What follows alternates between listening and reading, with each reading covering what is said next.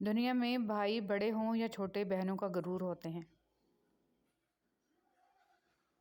نفرت کرنے کا بھی ہمارا الگ ہی انداز ہے۔ ہم جس سے نفرت کرتے ہیں اس کی طرف دیکھنا بھی گوارا نہیں کرتے۔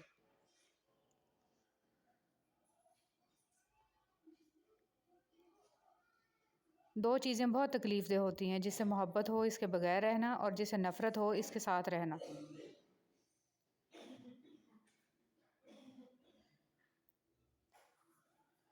کچھ لوگوں سے نفرت نہیں ہوتی، بس ان کی باتیں سوچ کر ان کو محبت دینا مشکل ہو جاتا ہے۔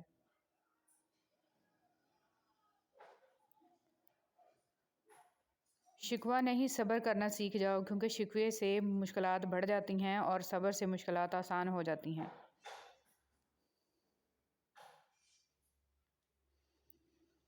اکیلے رہ جاتے ہیں وہ لوگ جو خود سے زیادہ دوسروں کی فکر کرتے ہیں۔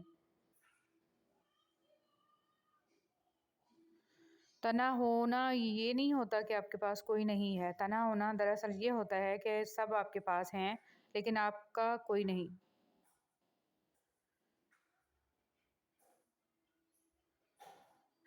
اپنا مقصد رب کو راضی کرنا رکھو، لوگوں کے معیار تو بدلتے رہتے ہیں۔ خلوص اور اچھائی صرف الفاظ میں نہیں، اپنی نیت اور فطرت میں بھی پیدا کریں، تاکہ آپ لوگوں کے عیب نہیں، ان کی خوبیاں دیکھ پائیں۔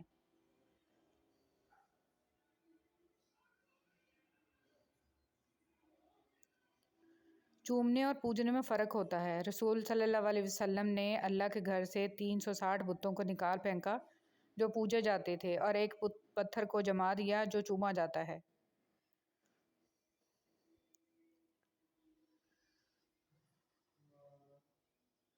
پردہ رکھنا سیکھیں، جیسے اللہ تعالیٰ نے ہمارے گناہوں کا پردہ رکھا ہوا ہے۔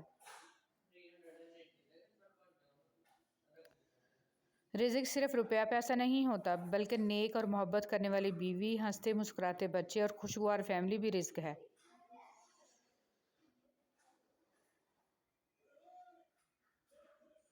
تکلیف، خوشی کا وقت بھی گزر جاتا ہے، دکھ کی گھڑی بھی، لیکن آپ کا استعمال کیا گیا ہو، آپ کو دھوکہ دیا گیا ہو، اس تکلیف سے نکلنے میں زمانے لگتے ہیں۔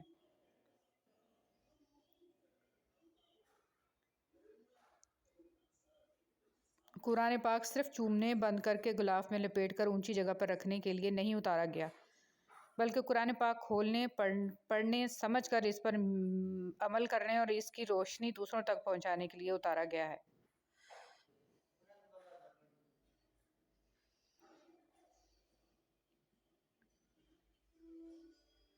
دجال کا ظہور یہودی قوم سے ہوگا۔ دجالی فتنے کا شکار پہلے عورتیں ہوں گی، اس لیے یہودی کسی بھی قسم کے نظریے کو آگے بڑھانے کے لیے، دنیا میں پھیلانے کے لیے خاص طور پر خواتین کا استعمال کرتے ہیں۔